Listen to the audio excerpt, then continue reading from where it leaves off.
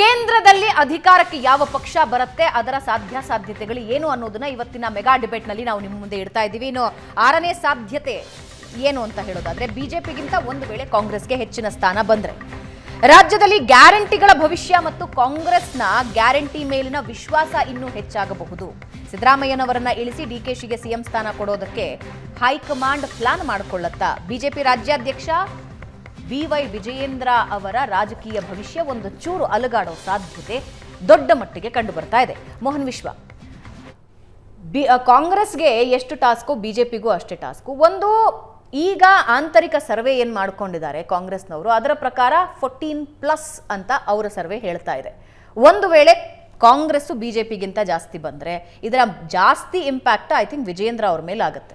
ಇಲ್ಲ ಅದು ಬಂದ್ರೆ ಅಲ್ಲ, ಬರೋದಕ್ಕೆ ಸಾಧ್ಯವೇ ಇಲ್ಲ. ಅದು ಬಿಡಿ, ನಾನು ಅದನ್ನ ಮತ್ತೆ ಅದೇ ಚರ್ಚೆಗೆ ಹೋಗ್ತೀವಿ ನಾವು, ಆಯ್ತಲ್ಲ, ಬರೋ ಚಾನ್ಸೇ ಇಲ್ಲ ಅದು. ಓಕೆನಾ? ಅದೊಂಥರ ಕೇಳಿಸ್ಕೊಳ್ಳಿ ಸರ್, ಒಂಚೂರು ಪೂರ್ತಿ ಬರಲ್ಲ ಅಂದ್ರೆ ಇನ್ನೇ ನೈತಿಕ ಹೊಣೆ ಹೊತ್ಕೊಳ್ಳೋದಲ್ಲಿ ಕೇಳಿಸ್ಕೊಳ್ಳಿ. ನೀವು ಬರ್ಬೇಕಲ್ಲ, ಅಲ್ಲಿ ಯಾರು ಬರ್ತಾರೆ ನಿಮ್ಗೆ? ನಾನು ಹೇಳಿಲ್ಲ, ಸರ್ವೆ ಹೇಳ್ತಾ ಇಲ್ಲ ಅವ್ರಿಗೆ. ಅದು ನಿಮ್ ಇಂಟರ್ನಲ್ ಸರ್ವೆ ಅದು, ಆಯ್ತಲ್ಲ. ಗ್ಯಾರಂಟಿಗಳ ವಿಚಾರಕ್ಕೆ ಇವಾಗ ನೀವು ಹೇಳಿದ್ರಿ, ಅದರಿಂದ ಜಾಸ್ತಿ ಬಂದ್ರೆ ಏನಾಗ್ಬೋದು ಅಂದ್ಬಿಟ್ಟು ಆ ಪ್ರಶ್ನೆ ಎತ್ತಿದ್ದೀರಾ ನೀವಲ್ವಾ? ಆಯ್ತಪ್ಪ, ಈಗ ಅಸೆಂಬ್ಲಿ ಎಲೆಕ್ಷನ್ ಆದ್ಮೇಲೆ ಅಸೆಂಬ್ಲಿಗೂ ಪಾರ್ಲಿಮೆಂಟ್ಗೂ ಮಧ್ಯೆ ಪಂಚರಾಜ್ಯಗಳ ಚುನಾವಣೆ ಬಂತು. ಅಲ್ಲೂ ಅವರು ಕರ್ನಾಟಕಕ್ಕಿಂತ ಡಬಲ್ ಭರಪೂರ ಗ್ಯಾರಂಟಿಗಳನ್ನ ಘೋಷಣೆ ಮಾಡಿದ್ರು. ಮಧ್ಯಪ್ರದೇಶದಲ್ಲಿ ಪಾತಾಳಕ್ಕೆ ಇಳಿದ್ಬಿಟ್ರು ಕಾಂಗ್ರೆಸ್, ರಾಜಸ್ಥಾನದಲ್ಲೂ ಪಾತಾಳಕ್ಕೆ ಇಳಿದ್ಬಿಟ್ರು, ಛತ್ತೀಸ್ಗಢದಲ್ಲೂ ಯಾಕಲ್ಲಿ ಜನ ಗೊತ್ತಾಗ್ಲಿಲ್ವಾ? ಹಾಗಾದ್ರೆ ಬೋಗಸ್ ಗ್ಯಾರಂಟಿ ಏನು ಅಂತ ಹೇಳಿ ಕೇಳಿಸ್ಕೊಳ್ಳಿ ಸರ್, ಪೂರ್ತಿ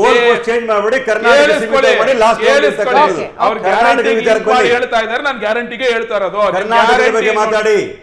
ಇವಾಗ ಇದು ಲೋಕಸಭಾ ಚುನಾವಣೆ ಫಲಿತಾಂಶದ ಬಗ್ಗೆ ಡಿಸ್ಕಸ್ ಮಾಡ್ತಿರೋದು, ಆಯ್ತಲ್ಲ. ಇದ್ರಲ್ಲಿ ಕರ್ನಾಟಕನೂ ಇದೆ, ಕರ್ನಾಟಕನೂ ಇದೆ, ಕೇಳಿಸ್ಕೊಳ್ಳಿ, ಆಯ್ತಲ್ಲ. ಆಮೇಲೆ ಆಗ್ಲೇ ಅವರು ಫುಡ್ ಸೆಕ್ಯೂರಿಟಿ ಬಿಲ್ ತಂದಿದ್ದು ನಾವೇ ಅಂತ ಹೇಳಿದ್ರು.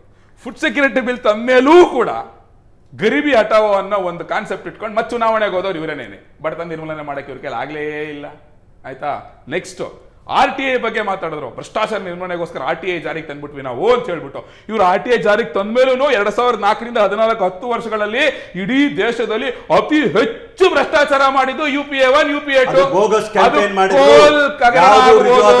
ಸೂಜಿ ಹಗರಣ ಆಗ್ಬೋದು,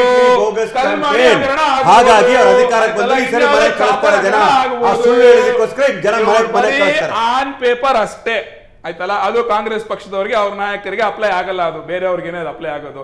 ಇವ್ರು ಏನ್ ತರ್ತೀನಿ ಅಂತ ಹೇಳಿದ್ರು, ಅವಾಗ್ಲೇ ಅತಿ ಹೆಚ್ಚು ಭ್ರಷ್ಟಾಚಾರಗಳಾಗಿರೋದು, ಅತಿ ಹೆಚ್ಚು ಬಡತನ ಜಾಸ್ತಿ ಆಗಿರೋದು. ಆದ್ರಿಂದ ಇವ್ರ ಕೈಲಿ ಅದೆಲ್ಲ ಏನು ದೇಶದ ಜನಕ್ಕೆ ಗೊತ್ತಿದೆ. ಇವ್ರು ಬರೀ ಬಾಯಲ್ಲಿ ಹೇಳ್ತಾರೆ, ಏನು ಮಾಡಲ್ಲ ಅಂತ ಹೇಳ್ಬಿಟ್ಟು. ಇವಾಗ ರಾಷ್ಟ್ರ ಮಟ್ಟದಲ್ಲೂ ಅಷ್ಟೇ ಏನೋ ಭಾಗ್ಯಲಕ್ಷ್ಮಿ ಅಂತೆಲ್ಲ ಹೇಳ್ಕೊಂಡು ಹೋದ್ರು. ಅದು ಜನಕ್ಕೆ ಅರ್ಥ ಆಗುತ್ತೆ, ಎಲ್ಲಿಂದ ತಂದ್ಕೊಡ್ತಾರೆ ಅಂತ ಹೇಳ್ಬಿಟ್ಟು. 1 ಲಕ್ಷ ಕೊಡ್ಬೇಕು ಒಂದೊಂದು ಫ್ಯಾಮಿಲಿಗೆ ಅಂದ್ರೆ, ಅವ್ರ ರೇಷ್ಮೆ ಹೇಳ್ದಂಗೆ ಆಗಲೇ 34 ಕೋಟಿ ಕುಟುಂಬಗಳಿಗೆ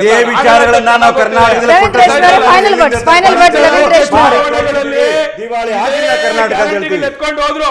5ರಲ್ಲಿ 4 ರಾಜ್ಯಗಳಲ್ಲಿ ಹೀನಾಯವಾಗಿ ತೋರಿಸ್ತು. ಕರ್ನಾಟಕದಲ್ಲೂ ಅದೇ ಆಗೋದು. ತುಂಬಾ ಸಂಕ್ಷಿಪ್ತವಾಗಿ ಹೇಳೋದಾದ್ರೆ, ಅಲ್ಲಿ ಮೋದಿ ಮತ್ತೆ ವಾಪಸ್ ಬಂದ್ರೆ ಸಿದ್ದರಾಮಯ್ಯ ಸ್ಥಾನ ಇನ್ನೂ ಭದ್ರವಾಗುತ್ತೆ. ಅಲ್ಲಿ ಇಂಡಿಯಾ ಮೈತ್ರಿಕೂಟ ಬಂದ್ರೆ ಕರ್ನಾಟಕದಲ್ಲಿ ಸ್ವಲ್ಪ ಸಂಚಲನ ಖಂಡಿತವಾಗುತ್ತೆ. ಯಾಕೆ ಹೈಕಮಾಂಡ್ ಮತ್ತೆ ಬಲಿಷ್ಠವಾಗುತ್ತೆ. ಹೈಕಮಾಂಡ್ ಆಯ್ಕೆ ಎಂಥದ್ದು ಅಂತ ನಾವು ನೋಡ್ತಾನೆ ಇದ್ದೀವಿ. ದಿಗ್ವಿಜಯ್ ಸಿಂಗ್ ಥರ ಒಬ್ಬ ಯಶಸ್ವಿ ಮುಖ್ಯಮಂತ್ರಿ 10 ವರ್ಷಗಳ ಕಾಲ ಮಧ್ಯಪ್ರದೇಶ ಒಂದೇ ಸಾರಿ ಸೋತಿದ್ದಕ್ಕೆ ಅವ್ರನ್ನ ಬ್ಯಾಕ್ ರೂಮ್ ಬಾಯ್ ಮಾಡಿಟ್ಬಿಟ್ರು. ಅಮರಿಂದರ್ ಸಿಂಗ್ ಪಂಜಾಬ್ನಲ್ಲಿ ಕಾಂಗ್ರೆಸ್ನ ಘನತೆವೆತ್ತ ನಾಯಕರಾಗಿದ್ದರು. ಸುಖ ಸುಮ್ಮನೆ ಅವ್ರನ್ನ ಅವಮಾನ ಮಾಡಿ ತೆಗೆದುಹಾಕ್ಬಿಟ್ಟು ದಿವಾಳಿ ಆಗೋಗ್ಬಿಡ್ತು, ಪಂಜಾಬ್ನಲ್ಲಿ ನಿರ್ನಾಮ ಆಗೋಗ್ಬಿಡ್ತು ಕಾಂಗ್ರೆಸ್.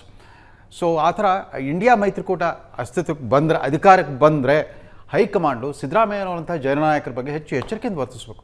ಅವ್ರನ್ನ ಅಮರಿಂದರ್ ಸಿಂಗ್, ದಿಗ್ವಿಜಯ್ ಸಿಂಗ್ ಟ್ರೀಟ್ ಮಾಡಿದ್ರೆ ಕರ್ನಾಟಕದಲ್ಲೂ ಕಾಂಗ್ರೆಸ್ ಉಳಿಯಲ್ಲ, ರಾಷ್ಟ್ರ ಮಟ್ಟದಲ್ಲೂ ಮತ್ತೆ ಅಭದ್ರತೆ. 10ರಿಂದ 12 ಸೀಟ್ ಅಂತ 15 ಸೀಟಿಂದ ಜಾಸ್ತಿ ಬಂದೇ ಬರ್ತದೆ. ಬಿಜೆಪಿಯ ನೇತೃತ್ವದಲ್ಲಿ ಇರ್ತಕ್ಕಂಥ ವಿಜೇಂದ್ರ ಅವರು ಮನೆಗೆ ಹೋಗ್ತಕ್ಕಂಥದ್ದು ಗ್ಯಾರಂಟಿ. ಇವತ್ತು ನಾವು ಮೆಗಾ ಡಿಬೇಟ್ ನಲ್ಲಿ ಸಾಧ್ಯತೆಗಳ ಬಗ್ಗೆ ಮಾತಾಡಿದ್ವಿ. ಆದ್ರೆ ಅಂತಿಮವಾಗಿ ನಿಮ್ಮ ತೀರ್ಪು ಏನು ಅನ್ನೋದು ಜೂನ್ 4ಕ್ಕೆ ಗೊತ್ತಾಗುತ್ತೆ. ಇದು ಇವತ್ತಿನ ವಿಶೇಷ ಚರ್ಚಾ ಕಾರ್ಯಕ್ರಮ. ನೇರ ದಿಟ್ಟ ನಿರಂತರ ಸುದ್ದಿಗಾಗಿ ನೋಡ್ತಾ ಇರಿ ಏಷ್ಯಾನೆಟ್ ಸುವರ್ಣ ನ್ಯೂಸ್.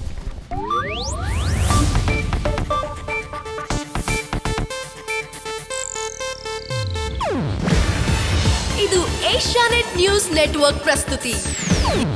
ನೀವು ನೋಡ್ತಿದ್ದೀರಾ ಏಷ್ಯಾನೆಟ್ ಸುವರ್ಣ ನ್ಯೂಸ್.